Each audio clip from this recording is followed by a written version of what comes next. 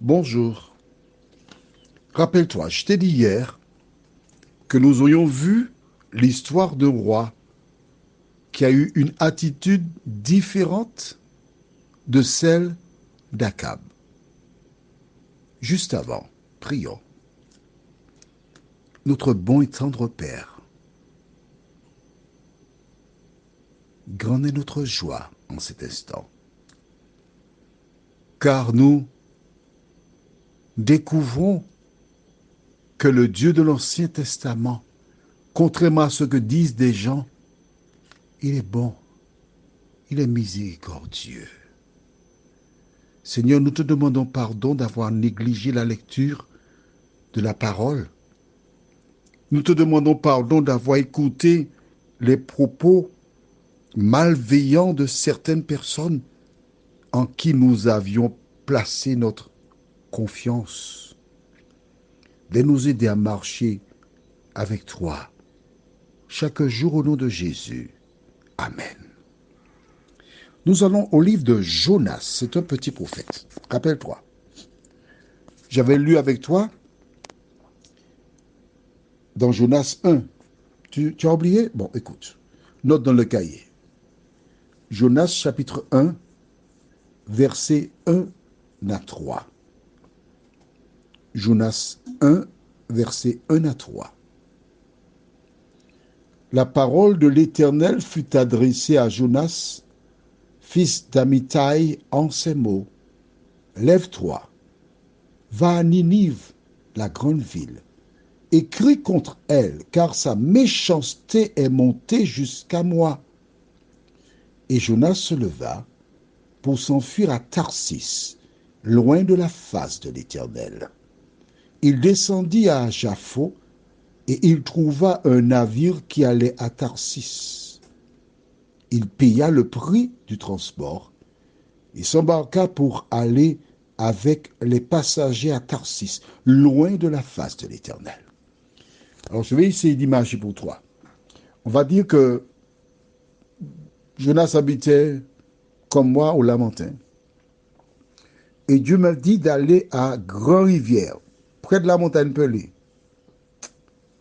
Mais je ne veux pas aller là. Alors je descends au port, il y a des navettes. Il y a une navette qui va à Grand-Rivière, je vois marquer Grand-Rivière, je dis c'est ça. Tu peux toujours m'attendre. Puis il y a une qui est marquée Sainte-Anne. Sainte-Anne, c'est à l'opposé de Grand-Rivière. Alors Jonas a été dans la navette qui va à Sainte-Anne. C'est pas un hors-la-loi, non? Il a payé le prix du billet. Il est entré, s'est installé au fond de ce dernier et il s'est endormi. Quand je lis cette histoire, je rigole beaucoup. Tu ne veux pas aller, tu n'as qu'à rester chez toi? Non, il va faire un petit voyage quand même. Sauf que Dieu va soulever la mer et pour écouter une longue histoire, il sera jeté à la mer. Un gros poisson viendra l'avaler. Il y restera pendant 3 jours et le poisson ira le vomir sur une plage. Et Dieu lui dit à nouveau, va crier contre Ninive. La différence entre Élie qui a obéi, qui a été, et Jonas qui a refusé d'aller. Deux comportements différents. Nous verrons l'attitude des gens de Ninive et en même temps, plus tard, le comportement des gens dont le roi Akab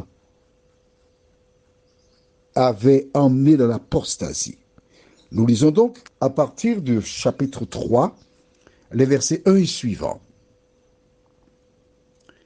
La parole de l'Éternel fut adressée à Jonas une seconde fois en ces mots. Lève-toi, va à Ninive, la grande ville, et proclame-y la publication que je t'ordonne. Et Jonas se leva et alla à Ninive selon la parole de l'Éternel. Or, Ninive était une très grande ville de 3 jours de marche. Jonas fit d'abord dans la ville une journée de marche. Il criait et disait, encore 40 jours et Ninive est détruite. Les gens de Ninive crurent à Dieu ils publièrent un jeûne et se revêtirent de sacs, depuis les plus grands jusqu'aux plus petits. La chose parvint au roi de Ninive. Il se leva de son trône, ôta son manteau, se couvrit de sacs et s'assit sur la cendre. Et il fit faire dans Ninive cette publication par ordre du roi et de ses grands, que les hommes et les bêtes, les bœufs et les brebis ne goûtent de rien, ne pèsent point et ne boivent point d'eau. Aïe, aïe, aïe. On revient encore. Tu as vu ça? L'eau. Je t'ai déjà dit ça. Jonas a fait une seule journée de marche, délivrant le message de Dieu. Que se passe-t-il? Dieu, ou celui qu'on appelle le Saint-Esprit aujourd'hui, il permet autant aux gens d'entendre, de comprendre et de se positionner pour changer de vie. Parce qu'ils ont vu que Jonas, c'est un Hébreu, ils ont entendu parler de Dieu, ils sont conscients qu'ils sont loin de cela, ils décident de se repentir. Le roi qui entend cela, que fait-il? Lui aussi, il va se repentir, il va mettre un sac, parce que c'était la coutume de l'époque, et il va ordonner que tout le monde fasse ce qu'on appelle un jeûne. Qu'on ne mange pas et qu'on ne boive pas de l'eau. Dans toutes les civilisations, les gens boivent de l'eau. Allez, profite. Quand j'ai fini, tu vas prendre un grand verre d'eau. Bois de l'eau. Et quand il a fini, que dit-il? Verset 9. Qui sait si Dieu ne reviendra pas et ne se repentira pas, et s'il ne renoncera pas à son ardente colère, en sorte que nous ne périssions point. Il comptait sur quoi? La miséricorde de Dieu. Tu vois, quand les gens te racontent des histoires, je te dis d'aller lire la Bible toi-même, ne pas écouter ces personnes-là qui sont des agents de Satan. Leur seul objectif, c'est de te détourner de l'Éternel. Voici ces personnes qui habitaient Ninive. Le roi dit, qui sait si Dieu ne reviendra pas? Nous avons montré que nous sommes repentants. Nous reconnaissons que nous avons mal agi. Seigneur, pardonne-nous. C'est ce qu'ils ont dit là, à travers leur comportement. Que s'est-il passé? Dieu vit qu'ils agissaient ainsi et qu'ils revenaient de leur mauvaise voie. Alors Dieu se repentit du mal qu'il avait résolu de leur faire, et il ne le fit pas. Alors, une petite précision. Tu vas voir assez souvent ce terme, Dieu se repentit. La repentance, c'est reconnaître qu'on avait mal pensé ou agi, mais Dieu ne peut pas se repentir parce qu'il n'est pas un homme. L'auteur a rédigé repenti, mais le terme exact aurait dû être quelque chose comme ça. Voyant leur repentance, ce sont les gens qui se sont repentis. Dieu n'a pas infligé la punition. D'accord? Tu as compris cela? Un exemple. Tu as ton enfant, il fait des bêtises. Tu as l'habitude de lui donner une fessée. Il te dit, maman, je te demande pardon, je ne vais pas faire ça encore, maman, je ne vais pas faire ça encore. Que fais-tu? Tu dis à l'enfant, je te gracie, mais tu ne t'es pas repenti. C'est lui qui s'est repenti. C'est lui qui a reconnu. Tu as compris?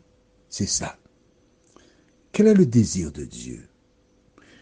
Allons dans Ézéchiel chapitre 18. Marque ça dans le cahier. Ézéchiel 18. Pardon. Non. Ézéchiel 18.